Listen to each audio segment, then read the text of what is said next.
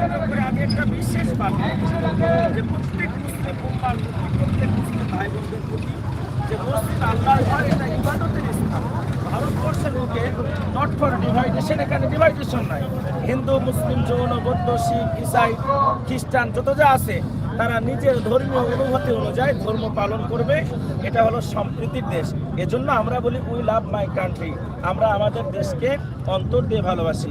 সম্মানিত ভাইয়েরা, তাই আপনাদের কাছে একটা বার্তা, মসজিদ হোক, মাদ্রাসা হোক, মন্দির হোক, গির্জা হোক, গুরুদুয়ার হোক, আমাদের কোনো সমস্যা নাই, কিন্তু আমরা যে একজন ভারতীয়, এটা আমাদের সবার আগের পরিচয়। এজন্য ধর্মীয় অনুভূতিকে কেন্দ্র করে সম্প্রীতির যেন কোনো রকম নষ্ট না হয়, এটা আমাদের প্রত্যেকের মনে রাখা এবং খেয়াল রাখা উচিত।